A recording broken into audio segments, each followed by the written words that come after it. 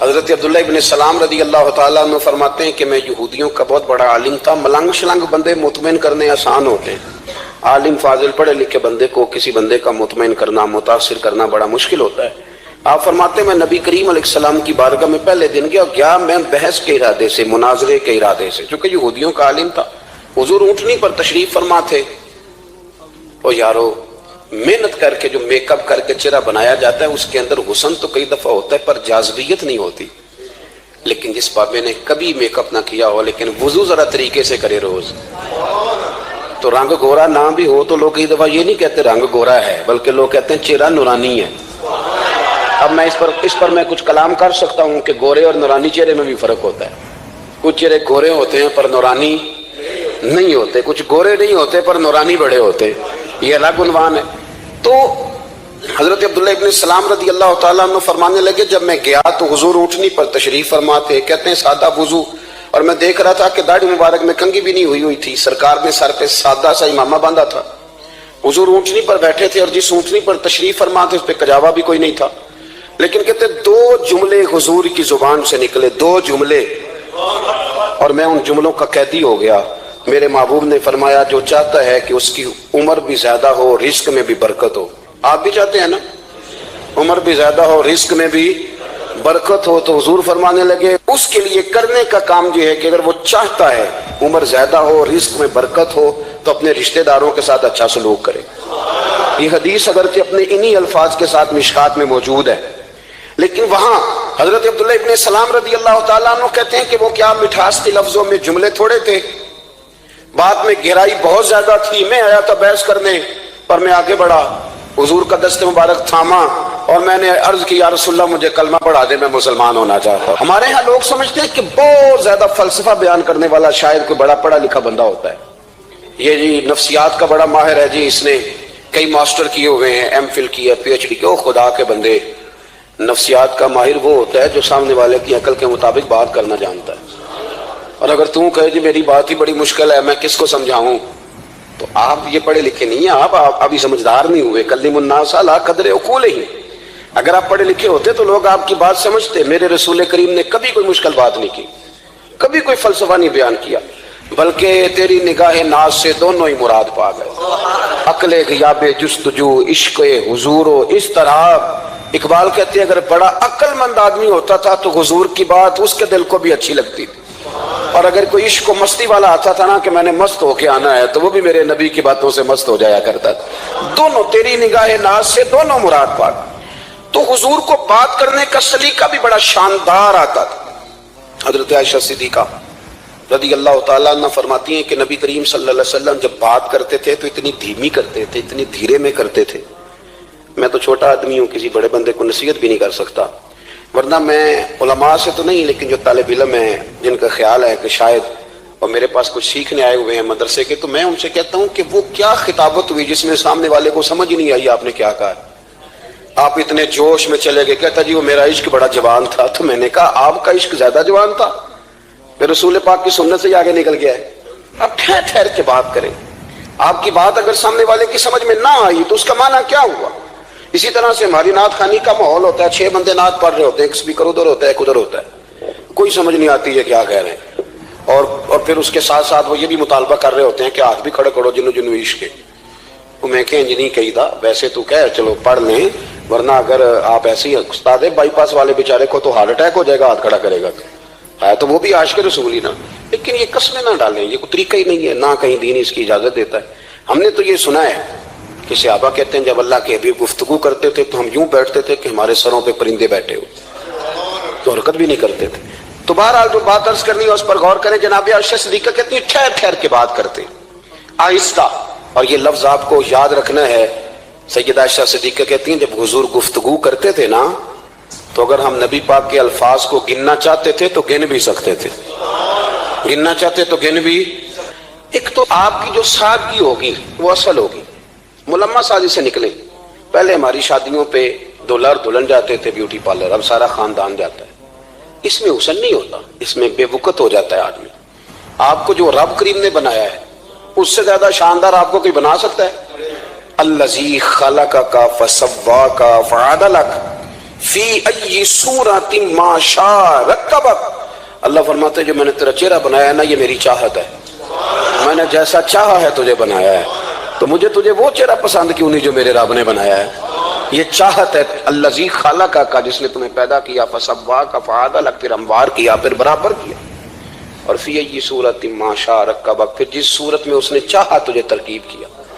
تو پہلی بات، اور دوسری بات گفتگو کریں تو ذرا تھوڑا سا نا موقع دے کسی اور، کچھ لوگ ایسے ہوتے ہیں جن کے پاس آپ بیٹھے ہیں تو بس وہی بولیں گے، آپ نہیں بول سکتے، اب وہی بات کریں، گفتگو کریں، معنی خیز کریں، اتنی باتیں نہ کریں کہ پھر آپ رہ جائیں، کم بات کریں، اور جتنی کریں وہ وزنی کریں تاکہ آپ کی بات کا ایک خاص حجم ہو، ایک وقار ہو۔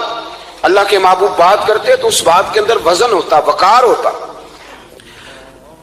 ہمارے صاحب رحمۃ اللہ علیہ ہمیں اکثر حکم دیتے تھے تقریر تھوڑی کرنا، نعت کے 2-3 شعر پڑھنا، تو میں نے ایک دن عرض کی حضور کیوں؟ فرمانے لگے اللہ رسول کی بات کو بے وقت نہ کر دینا کہ لوگ سننا نہ چاہیں اور تم جبرن سناؤ، فرمایا رنگ اس طرح کا ہونا چاہیے کہ لوگوں میں دلچسپی ابھی ہو اور بات ختم ہو جائے، اس کو بے وقت کر دینا ہے کہ زبردستی آپ تو اچھی گفتگو کریں، معنی خیز سنیں۔ ایک حدیث پاک حضرت ابو بردہ رضی اللہ تعالیٰ ایک صحابی ہیں، البدایہ والنہایہ میں روایت آپ کو ملے گی، وہ کہتا ہے میرا اپنی بیوی سے اختلاف ہو گیا۔ بیوی سے جب بندہ راضی ہوتا ہے تو بڑا ہی راضی ہوتا ہے، پھر وہ کہتا ہے کہ جیسی میری ہے ویسی کسی کی بھی نہیں، اور جب ہوتا ہے نا ناراض تو پھر وہ منگنی سے کہانی شروع کرتا ہے کہ جب میری منگنی ہوئی تھی تو تیرے چاچے نے مجھے گورا تھا، اور پھر وہ دن جب رکھے تھے اس دن جو کام ہوا تھا اس کا بھی ذکر، اب اختلاف جو ہو گیا، اور جب آپ کسی سے ناراض ہوتے ہیں پھر اس کی خامیاں ساری سامنے آ جاتی ہیں، پھر وہ کہتا ہے شادی والے دن تیرے ابے نے صحیح سلوک نہیں کیا، یہ جو مجھے کپڑے دیے تھے جو کو پہننے والے تو نہیں نا، تو میری اماں، اب اختلاف ہو گیا۔ اب ہم کیا کرتے ہیں، جو قریب والے لوگ ہوتے ہیں وہ اس پر تھوڑا تیل اور ڈالتے ہیں، وہ کہتے ہیں نہیں تینوں تو پتہ ہی نہیں، جس دن بڑیاں گلاں دا پتہ ہی نہیں، تو تے شادی تو 15 دن بعد سعودی عرب ٹر گیا، ساڑھے کو سن کہانیاں ہم تمہیں بتاتے ہیں تاکہ تباہی اور اترے۔ اس طرح نہ کریں، آپ ایک آدھ بات کہہ کے چلے جاتے ہیں، ان بیچاروں نے اکٹھے رہنا ہوتا ہے، ان کی زندگی دوزخ بنی رہتی ہے، ان کو قریب کریں۔ اللہ کے رسول تو کسی کا نکاح کرتے تھے تو میاں بیوی کے درمیان محبت کی دعا فرماتے تھے، تو وہ صحابی آئے تو اپنی بیوی سے ناراض تھے تو انہوں نے اب بات شروع کر دی، کہنے لگے یہ بھی کرتی ہے، یہ بھی کرتی ہے، یہ بھی کرتی ہے، یہ بھی غلطی ہے، یہ بھی غلطی ہے، یہ بھی کوتاہی ہے، بڑی باتیں سنائیں۔ اللہ نے کان کتنے دیے اور زبان، اس کا مطلب ہے سنگل بولنا چاہیے اور ڈبل سننا چاہیے۔ آپ جتنا بولتے ہیں اس سے ڈبل سننے کا مزاج بنائیں، کیونکہ کان اللہ نے 2 دیے اور زبان سنگل بولیں اور ڈبل سنیں۔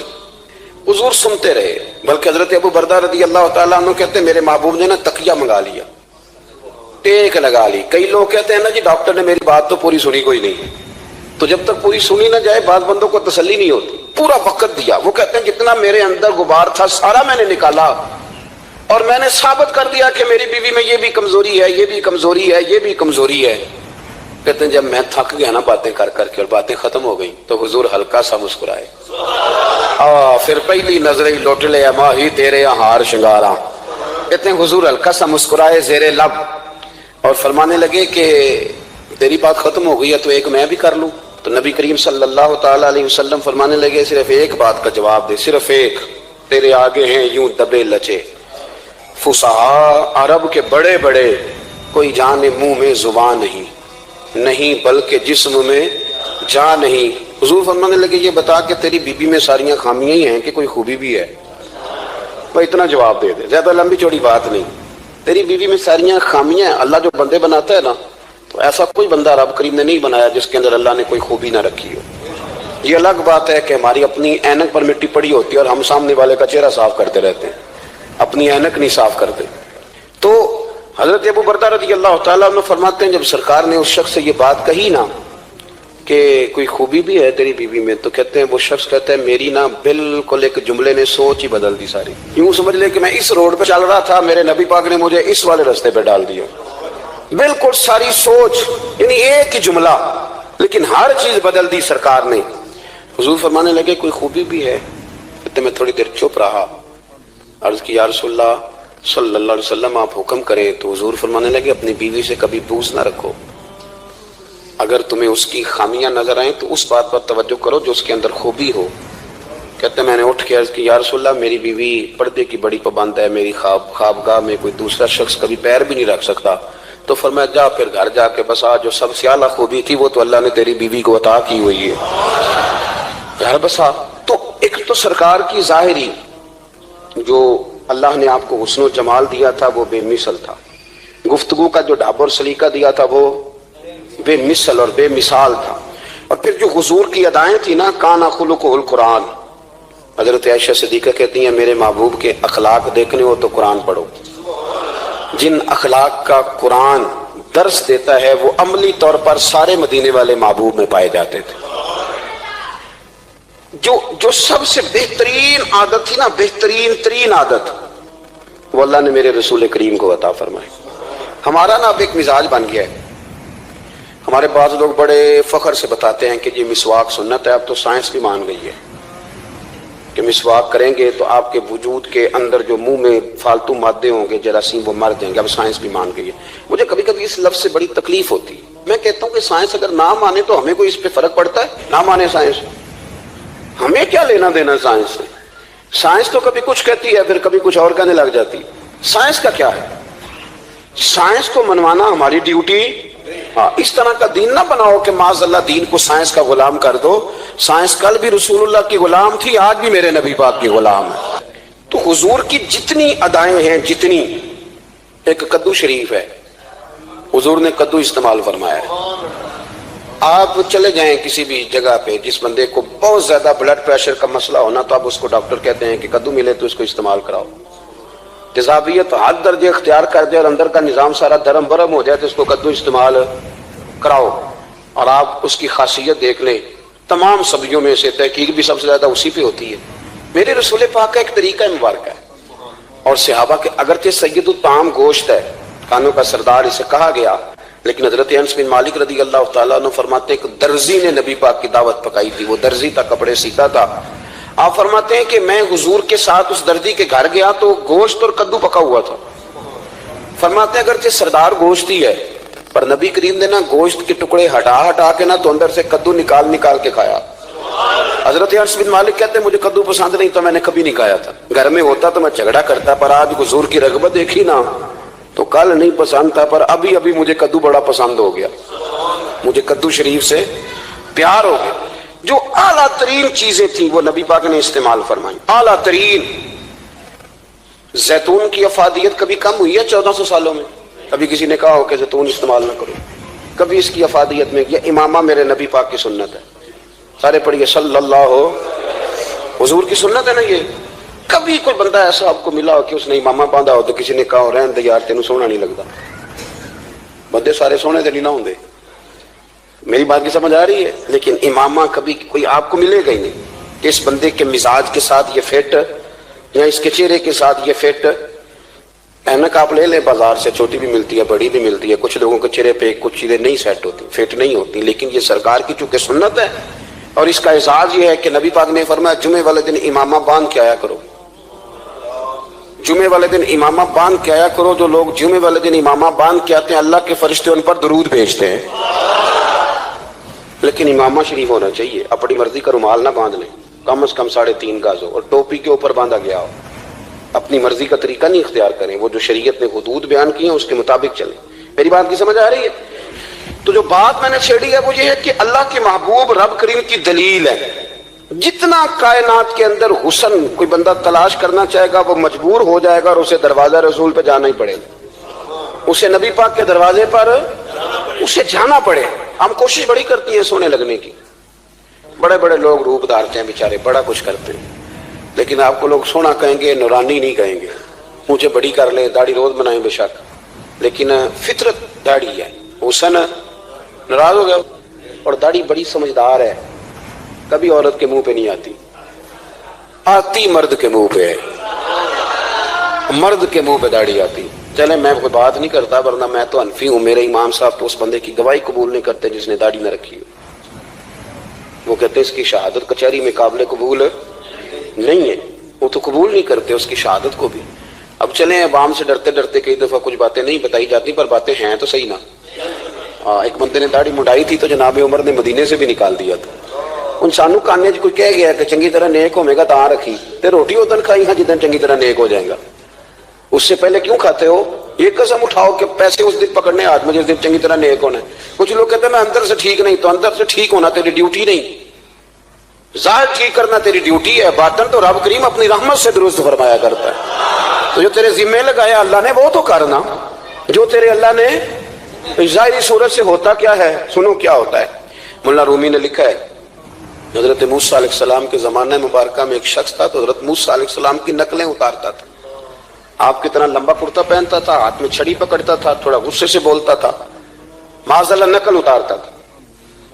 جناب موسیٰ کلیم اللہ علیہ السلام کی قوم کا جب غلبہ ہوا تو انہوں نے نکال دیا اس کو. تو نقلیں اتارتا ہے, وہ نکل گیا, شہر سے باہر نکال دیا. حضرت موسیٰ کلیم کہتے ہیں میں ایک دن کوہ طور پہ گیا ہوا تھا تو رب کریم نے مجھ سے فرمایا کہ فلاں جگہ فلاں درخت کے نیچے میرا ایک دوست انتقال کر گیا ہے, اسے اٹھائیے, غسل دیجیے, کفن دیجیے, جو اس دور کا طریقہ تھا, تدفین کر دے.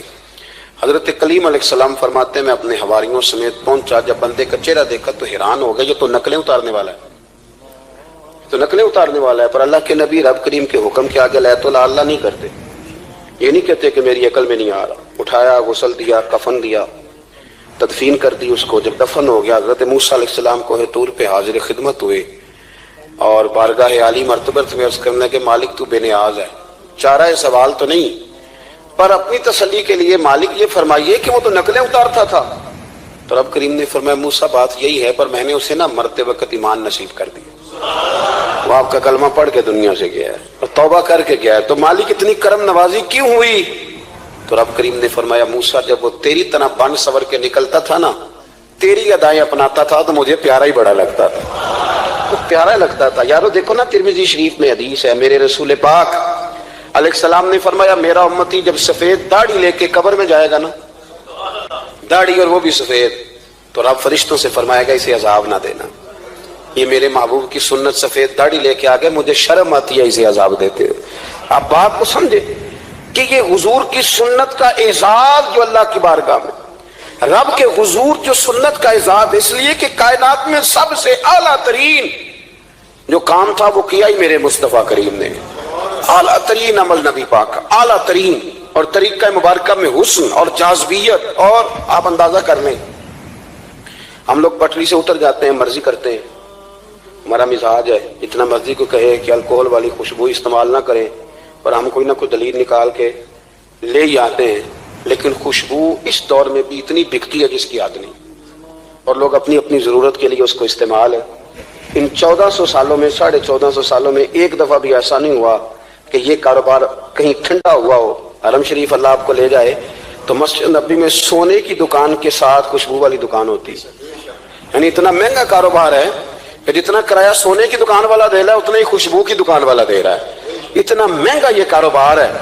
ایک دن بھی اس کام کی اہمیت کم نہیں ہوئی. اور رسول کریم نے کیا فرمایا, صحابہ کہتے ہیں 3 چیزوں سے کبھی منع نہیں کرتے تھے. کوئی تکیہ دیتا تھا تو قبول کرتے تھے, کوئی بندہ اگر حضور کو دودھ پیش کرتا تھا تو نبی پاک قبول کرتے تھے, اور اگر کوئی شخص حضور کو خوشبو دیتا نا تو حضور جلدی قبول فرماتے تھے. یہ مزاج تھا. تو جو اعلیٰ ترین چیزیں تھیں ان کو میرے رسول کریم صلی اللہ علیہ وسلم نے کیا, ہمیں کر کے دکھایا. ہمارا ظاہری حلیہ آج بھی اہل عرب لمبا کرتا پہنتے ہیں. آپ لمبا کرتا پہن لیں, حیا کے زیادہ قریب ہے. کھلا لباس حضور پسند کرتے تھے, یہ شرم و حیا کے زیادہ قریب ہے. اس کے اندر انسان کا پردہ زیادہ ہے. وہ ساری اعلیٰ قسم کی صفات جن سے ایک آدمی متصف ہو سکتا ہے اور اپنے آپ کو سجا سکتا ہے, اپنے معاملات کو ٹھیک کر سکتا ہے, وہ ساری رسول پاک نے ہمیں عطا فرمائی. ایک حضور کا طریقہ مبارکہ تھا کہ سامنے والے جتنے لوگ حضور کے دائیں بائیں رہتے تھے ان کا خیال کرتے تھے. ہم تو خیال رکھواتے ہیں نا اپنا کہ سارے مل کے میرا خیال, میری عزت نہیں کرتا, تو میری. تو میں کہتا ہوں کہ یہ تو یا اپنی عزت کی بھیک مانگی ہے یا آپ نے لڑائی کر کے عزت لی ہے. ایسا نہ کریں, آپ عزت دینی شروع کر دیں, اللہ آپ کو سکون عطا کر دیں. آپ احساس کریں دوسروں کا. حضور نہ شدت کے ساتھ, یہ اعلیٰ سنت ہے میرے نبی پاک کی صلی اللہ ہو, سارے پڑھیے درود شریف صلی اللہ ہو, یہ اعلیٰ سنت ہے. آپ دیکھیں نا بخاری مسلم میں موجود ہے, حضور فرماتے ہیں میرا دل چاہتا ہے میں لمبی نماز پڑھاؤں, لمبی نماز پڑھاؤں, دل میرا چاہتا ہے. لیکن فرمایا جب میں دیکھتا ہوں نا کہ پیچھے بچے بھی کھڑے ہیں, بوڑھے بھی کھڑے ہیں, بیمار بھی کھڑے ہیں, تو گویا حضور فرمانے لگے میں بندوں کا احساس کر کے رب کی نماز چھوٹی کر دیتا ہوں. میں مختصر پڑھاتا ہوں. اور مسند امام احمد بن حنبل میں حدیث کے لفظ ہیں کہ اگر کوئی نبی پاک کا انتظار کر رہا ہوتا تھا تو نماز مختصر پڑھتے تھے اور اس کو فارغ کر کے بھی لمبی نماز پڑھتے. ایسا نہیں کہ اب آئے ہیں 4-5 لوگ تو ان کو پتہ چل جائے کہ حضرت جی بڑی تگڑی نماز پڑھتے ہیں, بڑے صوفی صافی آدمی, یہ نہیں. بلکہ مسند امام احمد بن حنبل میں تو وہ خوبصورت حدیث موجود ہے. سیدنا بلال حبشی رضی اللہ تعالیٰ عنہ فرماتے ہیں کہ میں نے عصر کی نماز کے لیے اقامت پڑھ دی تھی. حضور مصلی امام پر تشریف لے گئے تھے. ایک یہودی کا غلام آیا اور اس نے آ کے عرض کی, یا رسول اللہ میں بڑی مشکل میں ہوں, اگر آپ چلیں تو میرا مسئلہ حل ہو سکتا ہے, میرا مسئلہ حل ہو جائے گا. تو حضور کے احساس کی شدت کا یہ حال تھا کہ نبی کریم نے نمازیوں سے فرمایا تم بیٹھ جاؤ, میں پہلے اس کا کام کر کے آتا ہوں. خدا کے بندے تو ہیں ہزاروں, بنوں میں پھرتے ہیں مارے مارے, میں اس کا بندہ بنوں گا جس کو خدا کے بندوں سے پیار. احساس کی شدت یہ حضور کی سنت ہے.